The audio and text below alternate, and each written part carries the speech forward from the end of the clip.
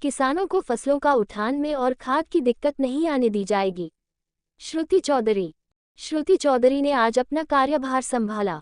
Cabinet की meeting के बाद श्रुति चौधरी ने की पत्रकारों के साथ बातचीत करते हुए कहा कि किसानों की फसलों का उठान सही तरीके से हो और खाद की किल्लत ना हो, इसके लिए कैबिनेट मीटिंग में चर्चा की गई। सबसे पहले वो ही डिस्कस हुआ कि किस प्रकार से हमारे जो किसान जो हैं उनको दिक्कत नहीं आनी चाहिए, क्योंकि उठान चल रही है और उठान का टाइम है और मंडी की व्यवस्था अच्छी होनी चाहिए। किसानों को किसी प्रकार की दिक्कत नहीं आनी चाहिए, डीएपी की जो दिक्कत है वो नहीं होनी चाहिए। तो इन सारी बातों को लेके बात हुई। और जैसे आपको पता है कि माननीय मुख्यमंत्री जी की बहुत जबरदस्त एक काम करने की गति है।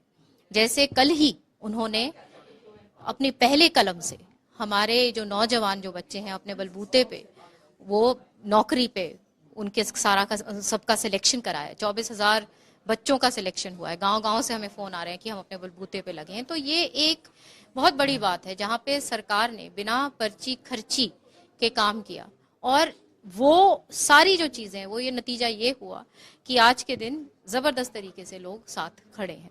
बहुत अच्छा लगा। सीएम साहब ने तो मुझे आशीर्वाद दिया अपना हाथ मेरे सर पे रख के, क्योंकि मैं उनकी छोटी बहन की तरह हूं और उनके साथ उनके नेतृत्व में हम काम करेंगे और हरियाणा के लिए खूब अच्छी तरह से ईमानदारी के साथ काम करेंगे।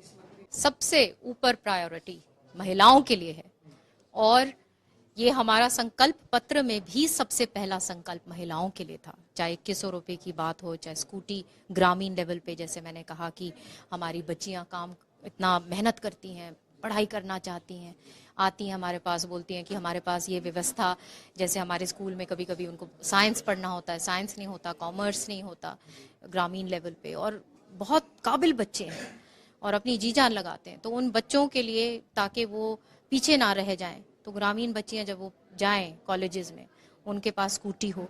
तो इस प्रकार की जो चीजें हैं और इन चीजों को आगे लेके जाएंगे, यहीं तक नहीं आगे भी, ताकि ये वर्ग और स्ट्रांग हो।